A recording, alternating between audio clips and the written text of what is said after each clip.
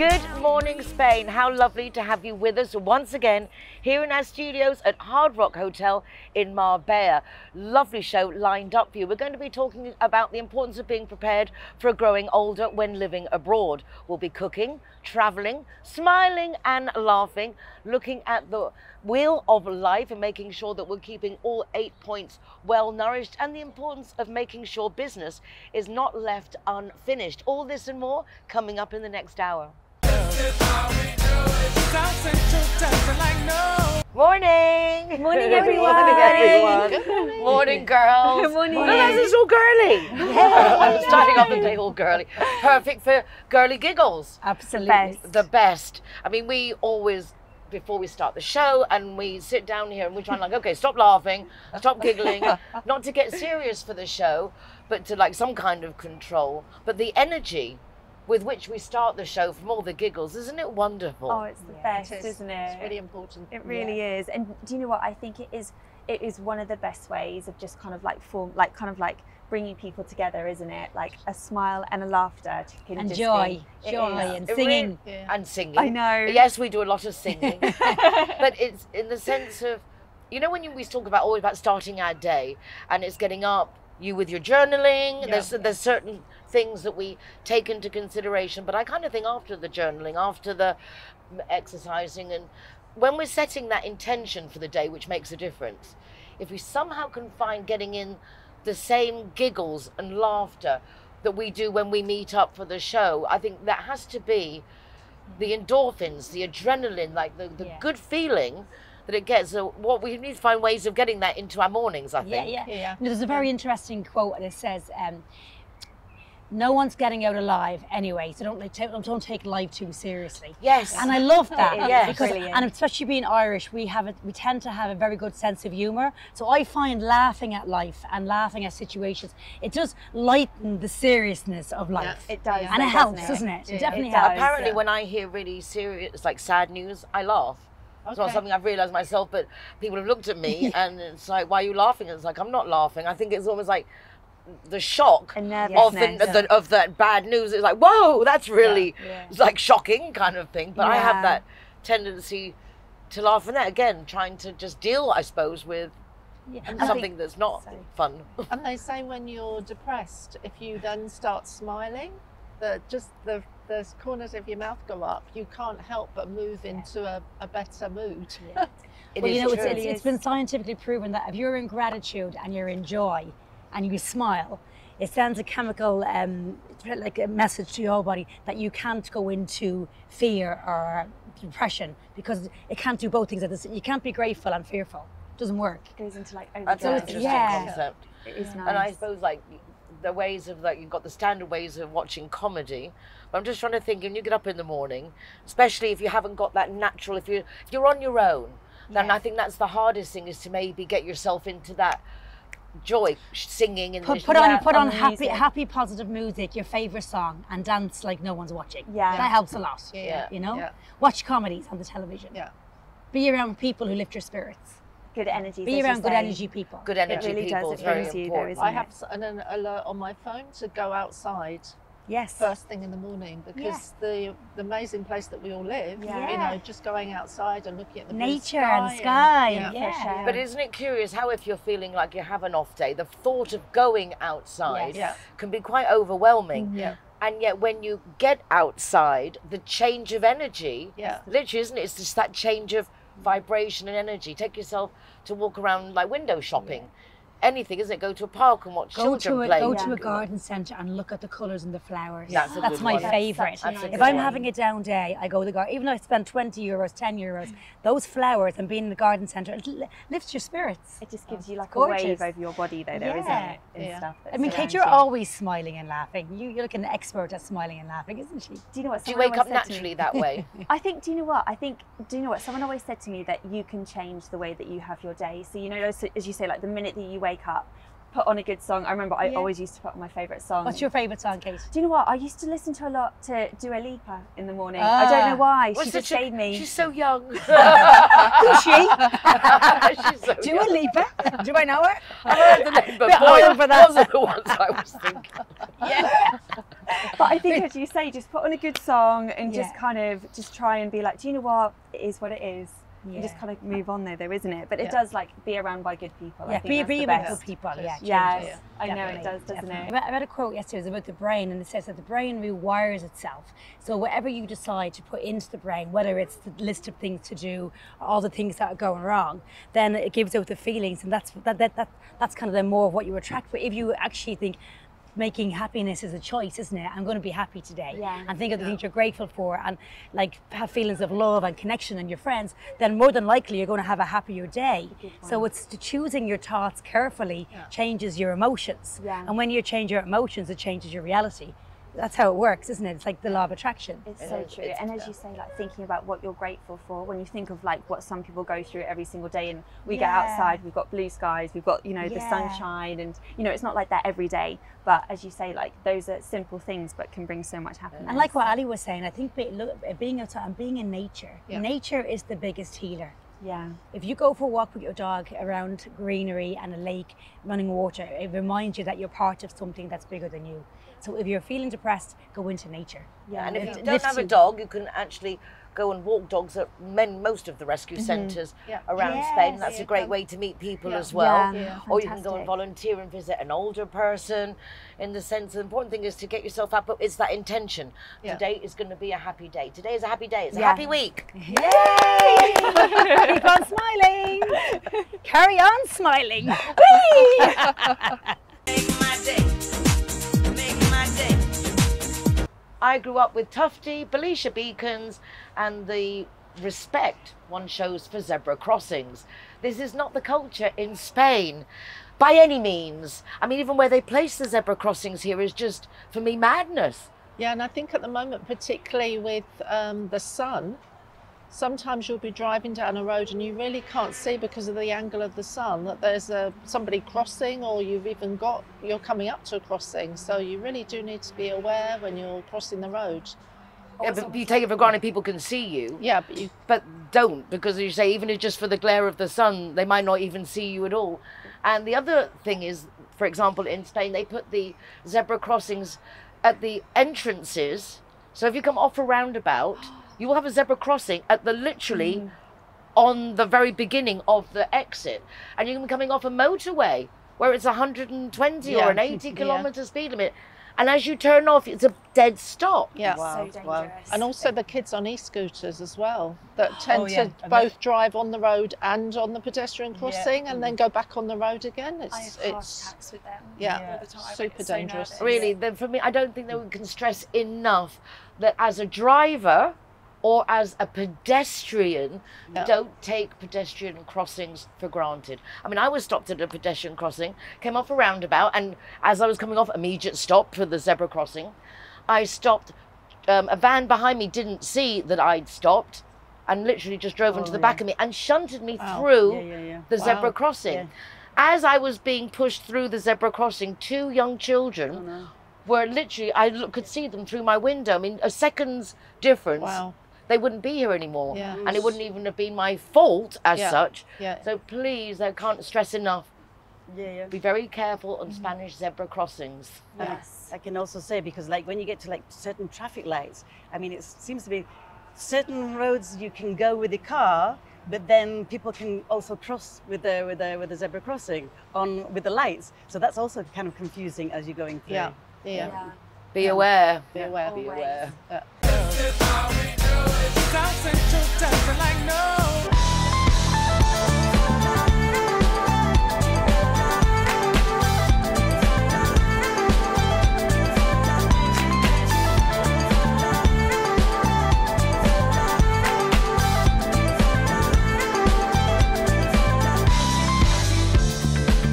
Turning magical, with me she'd say everything you want to dream away. We are legends every day. That's what she told me. Make my day, make my day. Linda, having some great sleep since following your tips from last week. I have actually. I've been taking them into consideration, so thank you for that. And today we're going to take a more overall look at I suppose, the basics of the wheel of life, things that we need to nourish and enrich ourselves with. Yeah. I mean, what I like about the wheel of life is that it's just a good way of programming everything, and also checking on if you've got a good balance in your life. So the wheel of life is like got like 8 sections. Some of them have different sections, and they keep changing depending on what suits the person. But there's usually around things like health is one of the sections. So then you look at all the things of, am I healthy? Am I doing the right healthy things? You know, and then you really work on that particular section, and you work out if it's out of a 0 to 10. 10 would be like, yeah, you're fabulous with your health. And 0 would be like, yeah, I really need to look at it and check it out. So each section you have to like gauge of what's your level, I suppose, of how well you're doing. Yeah. Well, it's not like a competition thing, but it's just for you to look at, to be aware of it, and so then you can like put it into perspective and think, okay. So what things can I do for my health? Okay, well maybe I should go to that gym, or no, I don't really like gym. I prefer Pilates, or or walking, or dancing, or maybe in the morning I'll do like a bit of a jig in the kitchen or something. So there's always like something that you can do, but it depends on what you want to do for that particular section.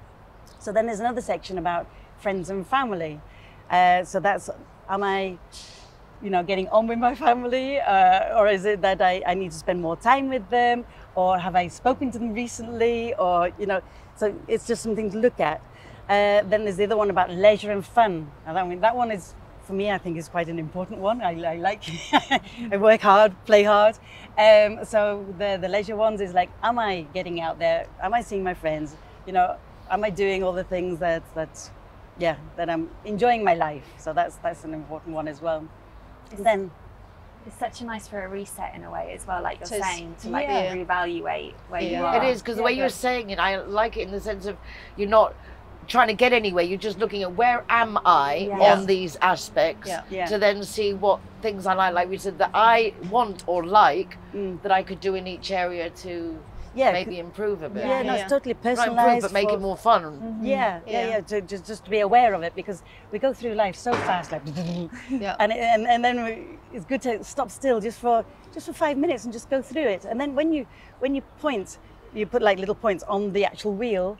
And if it looks like all distorted, the wheel, I mean, it's saying that your life is pretty bumpy. So you want to make sure that it's more of a like a smooth ride, and everything is all balanced. And so yeah, it's not just the friends and family. It's your finances. That's like also a thing. I mean, even just the energy about money. Do you take money on in a good way, or is it something that is humble and I don't want to accept having money in my life? Or it's just like little things like that. Just question, could I do something? Am I spending too much? Should I save on something? So the finances side is one thing, and then there's also the career path. I mean, if it's not career path, if someone is not working, then it would be your sense of purpose, or what purpose you have in life, and are you getting your goals to that? And then there's the other one about the relationships. I mean, it could be relationship with yourself. Are you looking after yourself? Are you treating yourself as you would do if you were in a relationship? And then there's the other one is like, do I have enough time for my partner? Am I like dedicating time?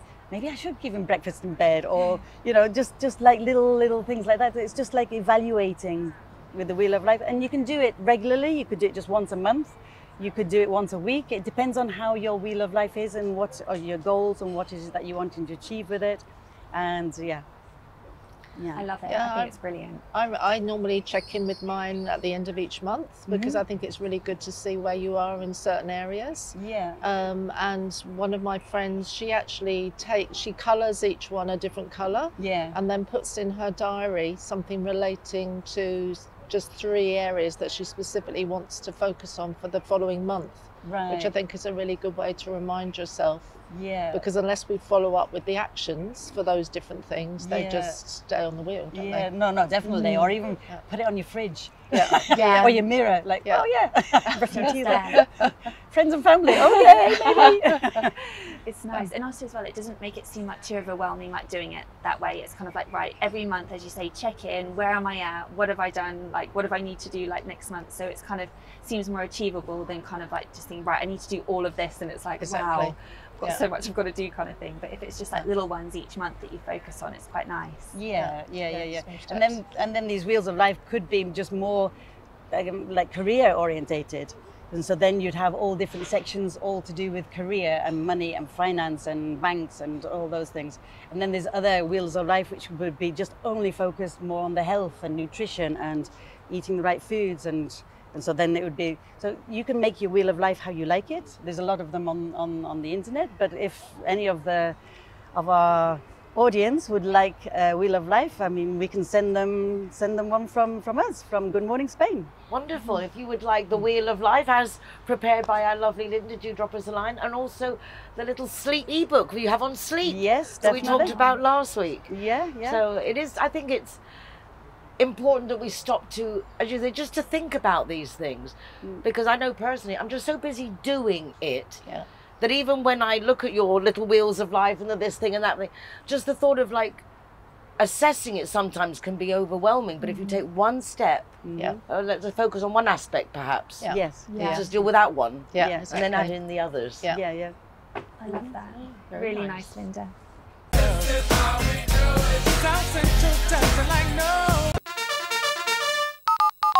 When you think of car or motorbike insurance, think Linea Directa. When you most need your insurance company, Linea Directa are there for you. With tow trucks, courtesy car, mechanics, legal advice, even overnight stay in a hotel if you need it. There's a whole department dedicated to us Brits with people who speak English there to help us. If you're looking for an insurance policy that really takes all your needs into consideration whilst you're driving in Spain, then Linea Directa really is the company for you. Why don't you give them a call? 952 14 78 34 or contact them online. When I moved to Spain over 40 years ago, old age was not even on the horizon in my mind.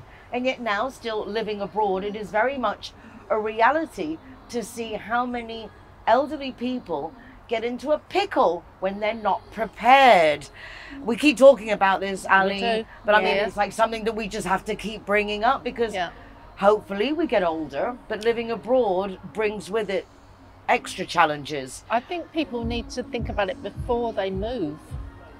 Because I don't think when we move here, maybe we're in our 40s and 50s, we ever think we're ever going to get old. Or we're going to need anything. Exactly. So we find the most gorgeous finca in the middle of the inland and it's beautiful and it's got olive trees and it's got avocados and isn't it going to be amazing to grow old here? And then maybe one of the partnership doesn't drive and then the other person gets sick or dies and then it's not such a dream anymore. And so that's when people start looking for help, hopefully. And where do we get help from? Well, this is another big issue, having a centralized point of information, knowing who to speak to. One of the first things we think about is the embassy and the consulate. So in this event that we organized recently to address the issues of getting old and how to consolidate the support systems that are available, the British Consulate came along. So let's hear first from Miriam, the Vice Consul, and Alberto, Consular Officer, about what the Consulate can do in these situations. My name is Miriam Perez. I'm the British Vice Consul at the British Consulate in Malaga, and I'm here today with Alberto Perez, one of our consular officers. So we are a team of 6 in total, and we cover the region of Andalucía, Ceuta and Melilla. And we are part of a wider British Consular Services network in Spain, which comprises of 8 consulates in total. The vast majority of our time at work, we spend assisting people, providing assistance to British people who find themselves in stress in distress. This is wide-ranging, from deaths, hospitalizations, victims of crime, child welfare cases, welfare in general, and of course, cases involving the elderly population as well. So we were delighted that Nicole had this idea and invited us, of course. We do not provide the services ourselves, so our role is signposting and providing information and guiding British people get in touch with those parties, whether they are Spanish authorities or whether they are organizations like yours that are absolutely invaluable, who can actually provide those services for them. So today is going to be extremely helpful to us, and that's why we will be listening and taking notes, because we want to hear about those obstacles that you as organizations or Spanish authorities, or just anecdotes from your family, friends, from yourselves. We want to know what those obstacles are in finding your way to the right people who can provide the services. We also spend time working on prevention activities as well as crisis preparedness and management. And today, Alberto is going to be giving you a little snippet of the prevention project that we are working with in collaboration with our other consulates in Spain. This year we have 3 prevention priorities. Those are youth tourism and safety, rape and sexual assault, and the over 60 population. So Alberto, please tell us a bit more about that project. Well, as Miriam said, I'm consular officer. I'm also the prevention coordinator at the consulate in Malaga. I'm not the only coordinator in the whole of Spain consulate network. There are a few colleagues as well. And then we are dealing right now, one of our priorities, it's a national priority, is the 60+ welfare cases. So this is actually very good that Nicole call us and involve us here, because it's perfect that we want to hear from you as well. But then at the moment I want to explain you what we are doing. The aim of this project is actually to address these gaps, to support the complex, vulnerable welfare cases of those age 60+ residents.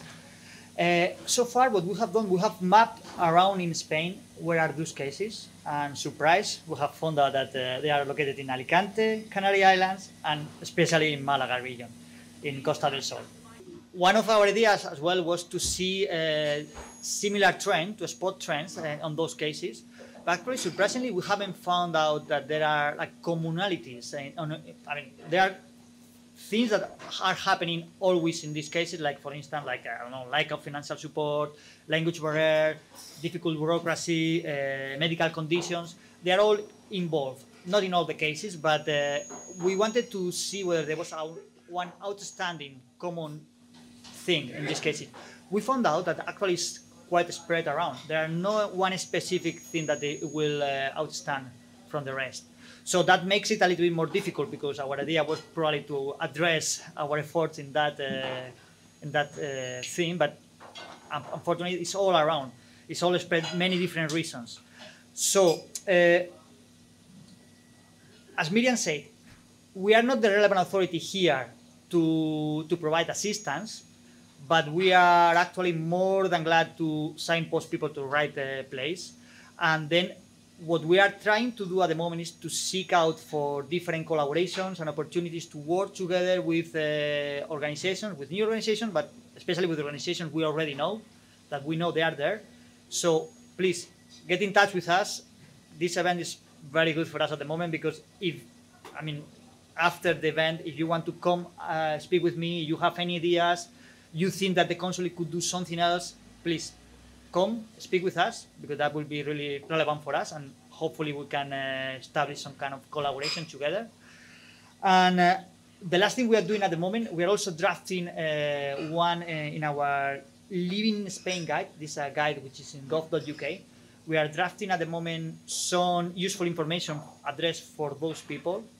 It's information that the consulate has been spreading and trying to disseminating all around all these years, but it's information that you will know, like get ready, get registered in the local padron, get your TIE card and exchange it for your green certificate if you haven't done it so far, get prepared for later life, get a will, get your power of attorney, get your passport on date, check it is not out of date. It's all regular information we have been doing, but we are putting all together in a specific section for these 60 plus welfare customers. And so far, that's what we are doing. So as you can see from the video, Nicole, the consulate are really good with the intentions that they have, but obviously they're limited, and we're only talking about the British consulate there. There's other consulates as well. But it's really important for people to be informed about what's happening as they get older. So I'm going to mention the dreaded padron, because you really need to be on the empadronamiento to get the social services to come and support you. Otherwise, it's kind of like expecting to win the lottery and you didn't buy a ticket. Yeah. Exactly. How do you expect the Spanish system to help you if you're not part of the system? Yes. Yeah. So that is a good first step. Be a resident, or at Yeah. least be on the padron. Because they're saying there's over 500,000 foreigners living in Spain. So, and the majority that are, well, I think about 7% of the foreigners are over 65. So that's quite a high percentage of people that are moving. And obviously for a lot of people, it's, you know, always been a dream to live in the sun. So as people retire, they want to live that dream. But they need to understand what services they can get and what services aren't available to them living in Spain as a foreigner. I had a Dutch lady mention to me, her husband's quite a bit older than her and he's having some heart problems, and you could see the perfect example of what we're talking about. Suddenly the dream has different connotations. Yeah. Yeah. And she was convinced that one of these aged care groups would be then providing nurses and people to come in and help her, and I'm like, no. Yeah. They may guide you of who you can pay to help you, Yeah. and there's paying services that are out there, but they're not Yeah. actually going to do anything. And this obviously is surprising a lot of people because they're expecting that they will be looked after, and I don't mean to say you won't be, but you kind of won't be. The other thing Yeah. with social services is that you need to live somewhere where social services can drive to. Because if you live like an hour inland, I mean, you've mentioned this before, Yeah. haven't you? If you live an hour inland and the social services person is only able to support you for 2 hours, then they're just going to drive to you, say hello, and drive back again, because that's their 2 hours. Yeah. So you really need to see whether social services can actually support you where you're going to be living.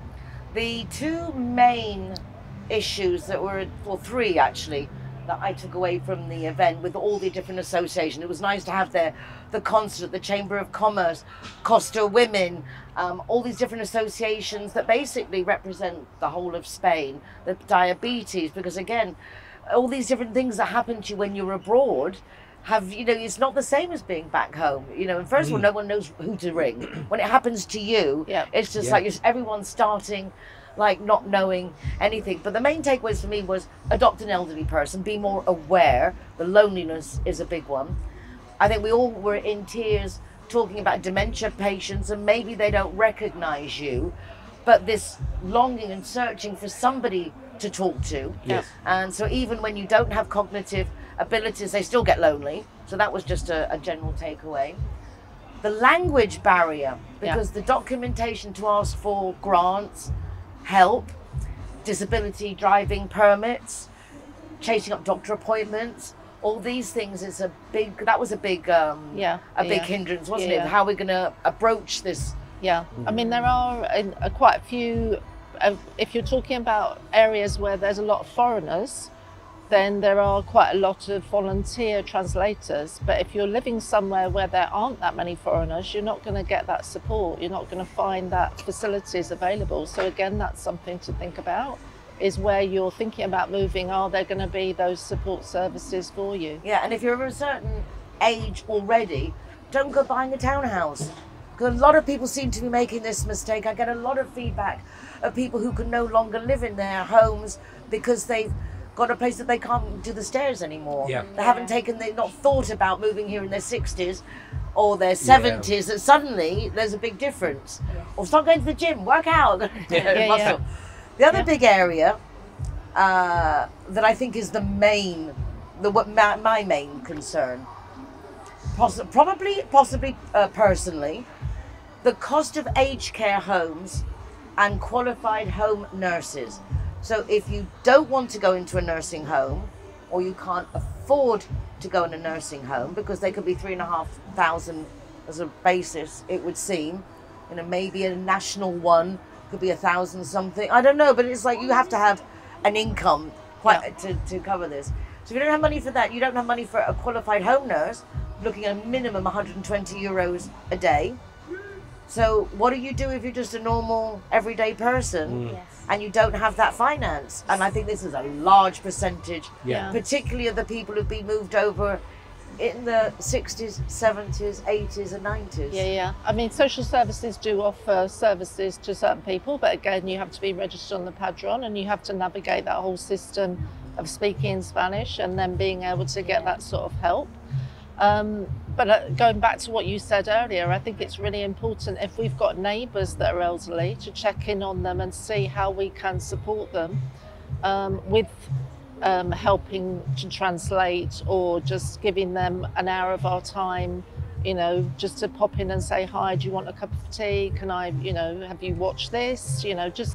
Just to give them something to think about that's other than themselves, to really support where they are. Give them from the supermarket or something from the shop to do an errand for them, to try to help them, or just have a chat. And just going back to what you said about where do you find information, there's a fantastic website called supportinspain.info. Got all of the organisations, associations that offer support around specific areas. So if you put Alzheimer's in there, it will give you the local services, particularly in the Andalusia area, although I think they're hoping to expand it out. Because if you have a certain issue that is worrying you or concerning you, please do drop us a line, because we will then find out. Yeah, it'd be great to cover it. Exactly, because then we can share it for you and everybody else as well. Exactly, because you may have that question that I'm sure a lot of people have asked, so it's really good to share that information, because that's what this whole programme is for. Exactly, to answer questions.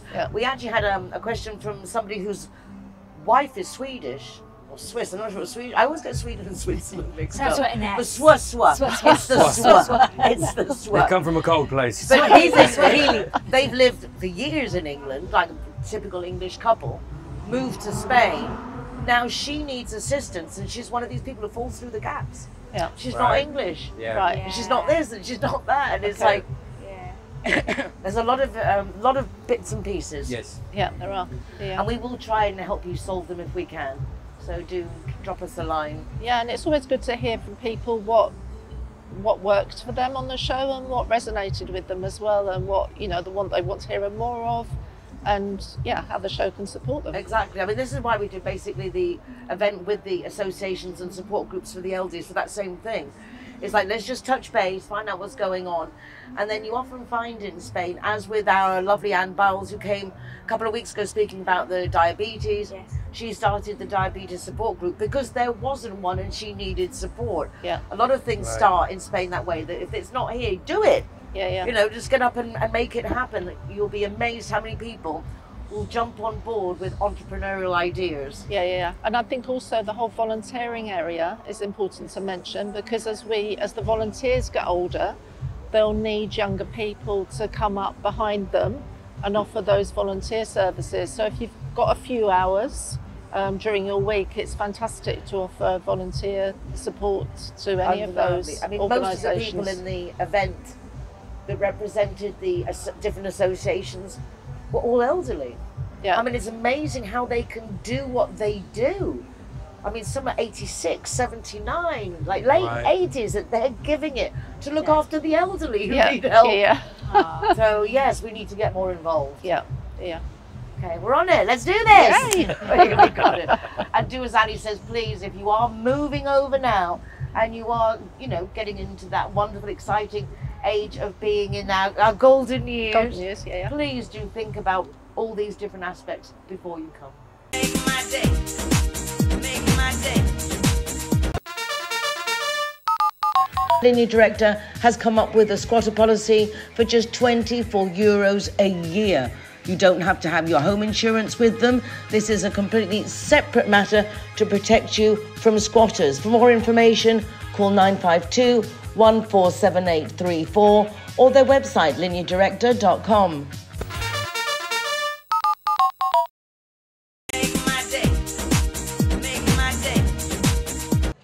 So good morning, Spain. Today we're going to spend just 2 minutes doing some very simple exercises to tone up our legs. So we have our quadriceps, our hamstrings and the muscles all on the inside and outside of the legs. First exercise, stand feet hip distance apart and lift up and down on your toes. Strengthens the muscles along the back of the legs, gives a nice definition in your calves. So do a couple of those. Sit.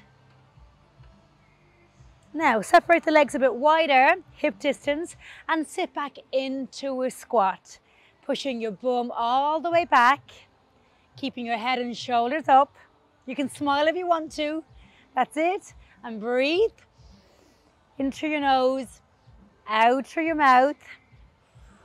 That's it. Let's do a couple more. Perfect. Now, put your feet together. If you want, you can hold on to something like a chair for balance. Lift the leg out to the side and in, out to the side and in. Tones up the muscle on the outside of the leg that you're lifting. Let's do 2 more. And obviously to balance, we do the opposite side. Always exhale on the effort. So when you're lifting the leg up, we're exhaling. Let's do 2 more. 1 more, and last exercise, let's do some lunges. So just gonna put the leg back and center. Other leg and center. You can lift the arms out to the side. You can use some hand weights if you want to, making sure your knee doesn't go over your toe. So give them a go at home and have a great day.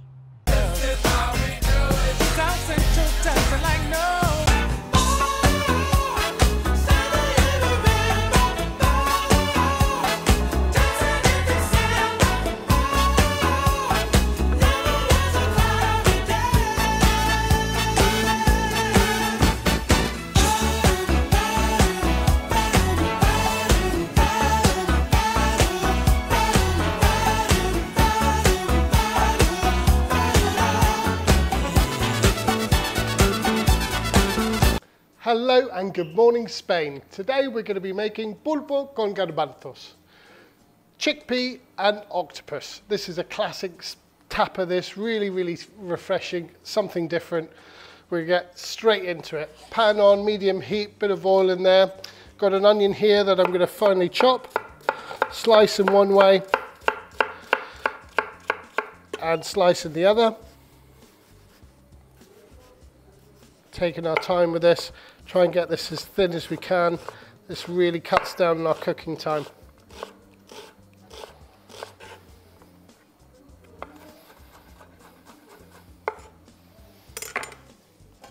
A couple of pieces of garlic as well. Going to chop them exactly the same way. Smaller pieces as I can. So slice them one way.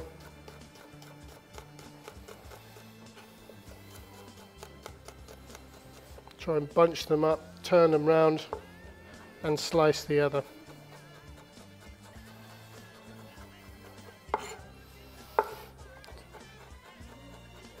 Beautiful. Straighten the pan with this. Hear that sizzle? We know it's hot enough. We want to move this around and keep it moving. Get some lovely colour on this. Sweat out these onions. Bit of seasoning to help this along, bit of salt and a bit of pepper.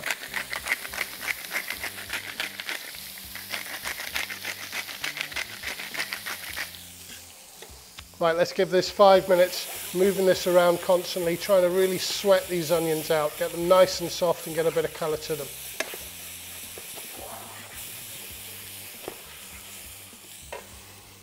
Meantime, get my octopus and give that a good slice as well, nice and thin, so it's ready to add in right at the end.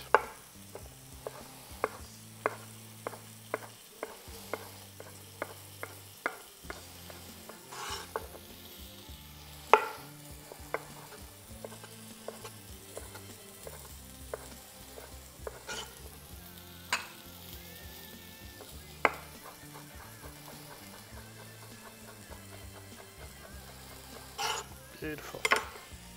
Moving these onions around, starting to get their colour, starting to stick to the bottom. That's what we're looking for. Just going to add some chopped up tomatoes and some chopped up peppers.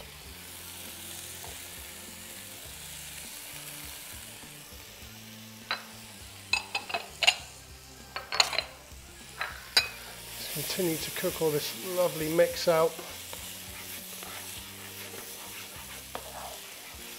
Just get everything a bit soft.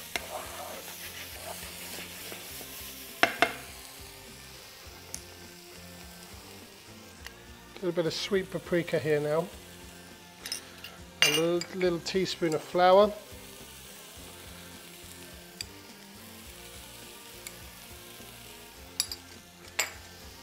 Move this around, cook out that dried spice we've put in and the flour we've added in. The juice that's coming off these peppers and tomato is going to help catch all that lovely flavour.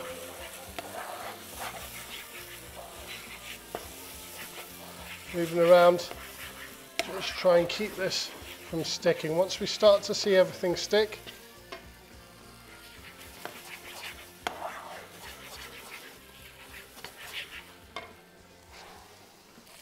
so once we've cooked out this flour, starting to stick at the bottom of the pan, just going to add some stock.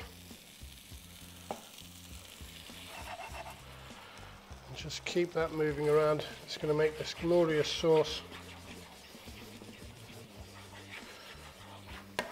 Super quick, super easy. We're trying to plow as much flavour as we can into this sauce so we don't have to do a lot later. Beautiful. We'll add our chickpeas now. I've given these a wash.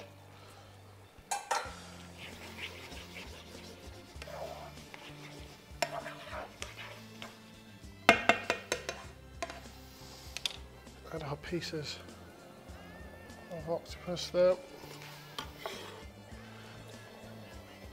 And let's do final touches. Little squeeze of lemon juice.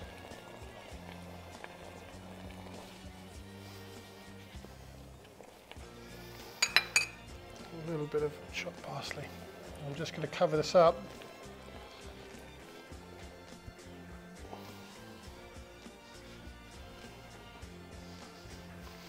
I'm just going to cover this up, give it 2 minutes just to warm through, and we are ready to go.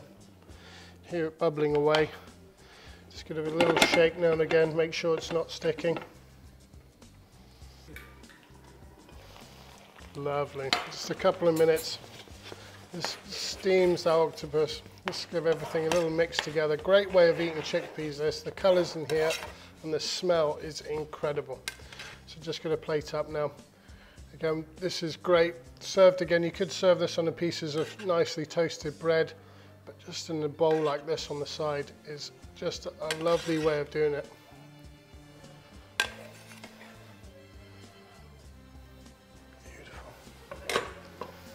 A little squeeze of lemon juice just on top. A little bit of chopped parsley again. Some really good olive oil. And that is my chickpea and octopus. Let's get into this. This is going to be a fantastic fork or spoon's worth. Let's get straight in here, get some of that juice.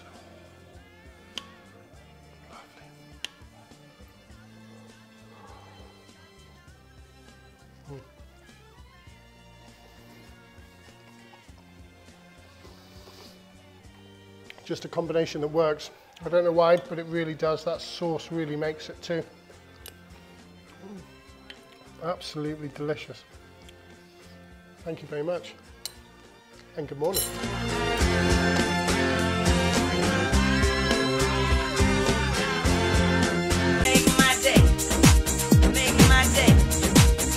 Okay, I was talking a little bit about the wheel of life and nourishing ourselves, but it's also important to nourish ourselves with the right kind of foods, especially when people have like emotional eating and the binge eating and all those kind of things. I mean, if you can have the right foods and you feed the microbiome, and you get enough nourishment into the microbiome, then you don't have those cravings and you don't have that wanting to binge or the emotional peaks and all the glucose spikes and all these kind of things. So the most important thing is if you can eat around 30 different types of plant-based foods, that nourishes the microbiome. Now you've got all these friendly little bacteria and all the rest of it all going on. If you eat, I mean, there's so many people, they tell me that they eat healthy. I'm like, oh great, what do you eat? Oh, I have broccoli every day, I have avocado every day, and I have, I don't know, cabbage. And they have that every day. I'm like, but you're not feeding your microbiome with all the right kind of nutrients. You want to have variation, you want to have fun with food. And so you have to have so many different kind of things. And so that's why if you eat the right things, then your friendly flora is happy. But if you eat always the same kind of things, then some of your microbiome, some of your bacteria will just die off and become extinct and they never grow back again. So I feel sorry for those little bacteria. So you do eat. I've never think that there are bacteria dependent on me having a varied diet. Yes, and that feeds the whole body and everything. So it stops all the emotional eating and the binging and all those kind of things. But you probably know a little bit more about the psychological aspects of emotional eating. Yeah, I mean, well, dopamine's a big part of it. Yes, also. Yeah, because you get a dopamine hit off it, which then creates an addictive cycle. And then the other side is when some people use it for control, so they control everything they eat, which gives them a sense of power when they feel powerless. And then sometimes I guess people emotionally eat because it's like, well, the world doesn't like me, so I just feel myself anyway. Yeah, loneliness, boredom. You're doing something. Sad. And yeah, for sure. And in those occasions, I would recommend not to have the unhealthy kind of foods, all the biscuits, all those kind of things. Dates are absolutely amazing.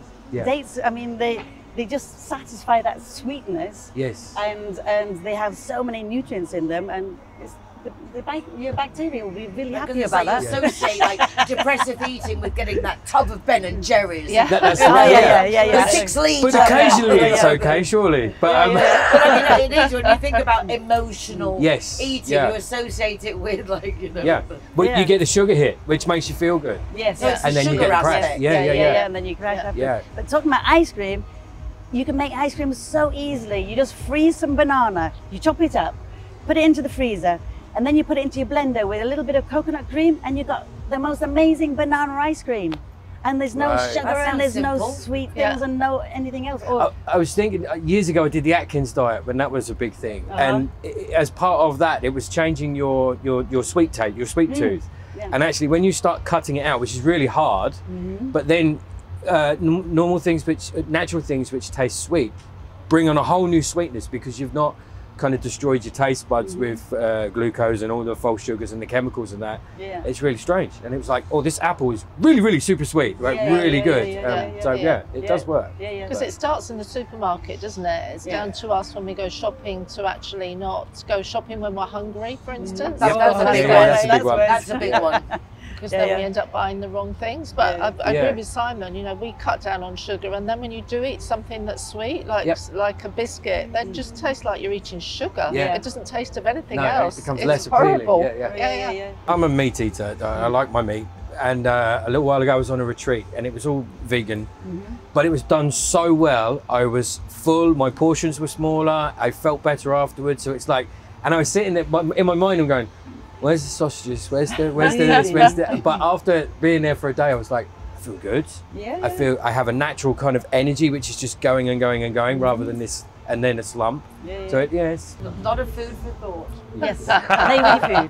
Not play. Have fun with food, I should say. Have fun. Play with not play with food. No, have fun with food.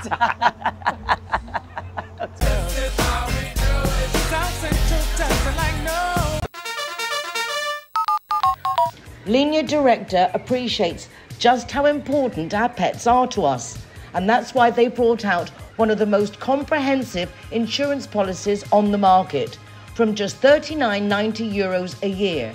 Give them a call on 952 147834 or from the website lineadirecta.com.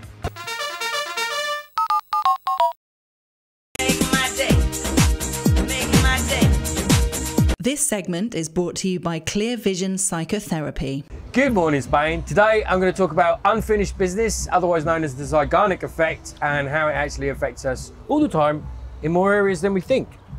Unfinished business? Unfinished as in business. business or issues? Or both? Both, yeah. So the Zeigarnik effect. This was noticed by a psychologist in Russia called Zeigarnik, and she noticed, this was turn of the 20th century.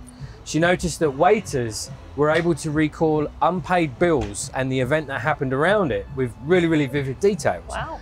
Yeah, but repeat customers and paid bills, they couldn't really recall very much. So she started studying it, and it's our brain acts, likes to close loops and look for patterns. So any unclosed loop, any pattern that's not finished, literally stands out for us.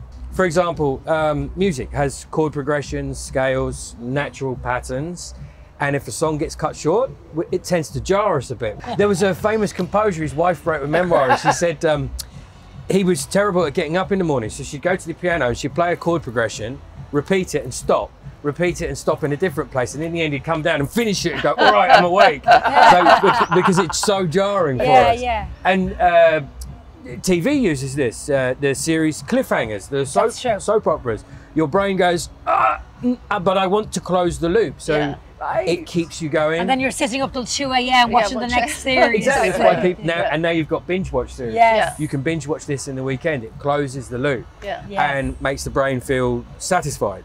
So if you take this into everyday life, emotional life, now you start to see where all the distress for people comes from. If you don't get closure, yes, and that's why you ruminate, because you haven't got that. Why did they do that? Yes. Why? Closure. And why you obsess as well, because your brain is trying to, neurologically, what happens is your frontal cortex, which kind of processes information in real time, is processing, like a computer, processing, filing away, getting rid of stuff it doesn't need. If something's unfinished, it literally stays at the forefront and it keeps going back to try to finish it and make sense of it, and it can't. So it causes a lot of distress. And it's Gestalt psychology, which kind of emerged around the same time as this phenomenon was noticed, took it on as well. So these unprocessed loops, they called Gestalts. And they said there's a cycle. So I don't want to get too technical, but you have a sensation, comes forward, let's say hunger. You feel hungry, you make a decision how to satisfy that sensation, you act on that, it closes the loop and goes away. If you take it on an emotional side, child comes running out of school, arms open, mum picks child up, closed loop. Mum's busy, not right now, it's an unclosed loop. Let's say, same scenario, child runs out, mum gathers child up, but the other kids mock them and say, oh, you're a right little mummy's boy and all the rest of it. The next time the child feels that sensation, goes to run out and restricts itself, you end up with an unclosed loop, an unfinished gestalt.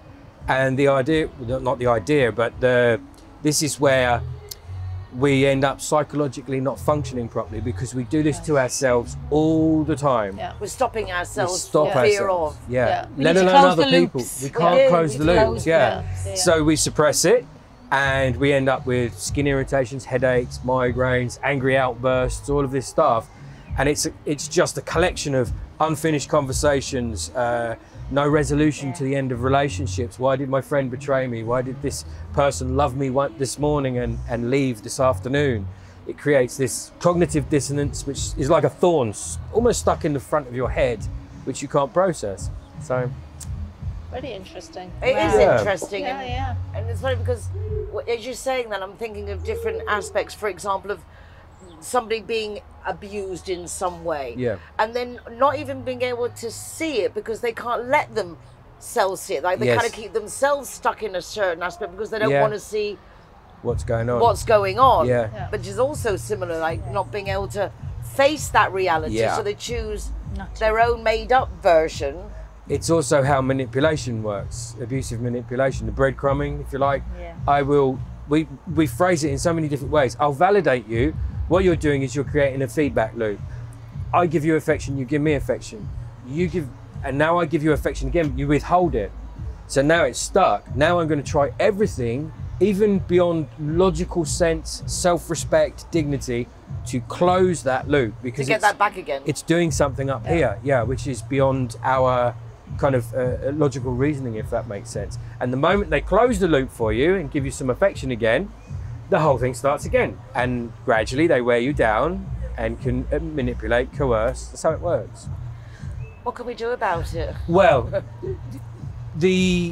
you could go and see a Gestalt psychologist, which I highly recommend. And what they do is... Especially for Nicole. Especially for Nicole. You really I'm trying to work out what is He highly recommends that, It sounds like the Gestapo. Yeah. I don't want to go to the Gestalt. Well, without giving you what... So Gestalted? A Gestalt. The unclosed loop or a closed loop would be called a Gestalt. And so we are full of incomplete Gestalts. But the therapy is about perception. So what you do in the therapy is you start to have empty chairs in the room, and you place people in these empty chairs, family members, whatever, and you have a dialogue, and then you sit in that chair and you be them having the dialogue back, which for a lot of clients, and I was trained in this as well, a lot of clients find this a bit silly to start with, and then actually they begin to process, say the things that weren't said, because it all builds up in, if you have no contact with someone, for instance, you're just left with your own thoughts, your own projections. Well, I'm just saying, but when you're changing chairs during the conversation, as we already make up the whole conversation in our own heads in the first place, you can have a conversation with yourself, because that's what we tend to do, isn't it? I know they're thinking this, so I think this, exactly. and because I think this, then they're going to do that, and most of the time we're wrong. And it's based on a lot of assumption, isn't it? A lot of wrong assumptions. And it's based on, I mean, that side of therapy is based on perception. So for instance, my perception of Audrey is completely different to yours. They might overlap, but it's different. And yours is as well. No bullying. No. He's sitting on the fence as usual. Yes. So the idea is, how much do you make up yourself? This is what we're talking about. So it's amazing how, for instance, if someone had an oppressive parent, once that parent passes away, that person continues this behavior of subservience, even though they're not there. This fear of judgment and all the rest of it. So it's programmed. It's in here. So you project it out. Literally do this. They call it psychodrama and dialogue. You can. This is the idea behind writing letters to people that you don't send. You're closing the loop the best you can for yourself. Even having conversations out loud. You know, it's kids do it when they get told off. A lot of kids will have a dialogue. You can hear them in their room. They're processing. They're closing the loop, which is, it's healthy. It is healthy, and I like that. If you can't get that external closure, do it yourself. Absolutely. Write a letter, or write a letter. Speak to yourself. So it's not in public. Well, depends what you're saying. Depends what you're saying. Yeah. So it's all these things which kind of seem a bit silly, do actually really work. They have a very powerful effect. Imagine your brain like a computer. It's running in real time, taking the information, process, don't process, process, don't process. It's where PTSD comes from. It's unprocessed, it stays there, and you need to find a way to get it, organize it, file it away, and you have to kind of help yourself do that. Very interesting. If you can't do it on your own, please do always seek help. Yeah. People like absolutely. Simon won't make fun of you. No. You've only never let me off. Just never let me off the hook on that. I'm not talking about now. Oh, right. You do it continually. I'm not talking about once upon a time. No, okay, yeah, sorry. It's become a loop. It's become. He's doing that on purpose. He's trying to get me to build up my self-confidence. Exactly. He's being kind. Exactly. He's forgetting you walked off stage once. Yes, exactly. It's called kick and the cuddle therapy. It's his TV persona. Yeah, no, sorry, no. It's only messing with you. I know. We hope you found the program informative and fun. Do check out our website, goodmorningspain.com, for follow-up articles on topics discussed. Also links to our social media and our YouTube channel. We love having you with us. Have a great week. Take care. Bye for now. Bye.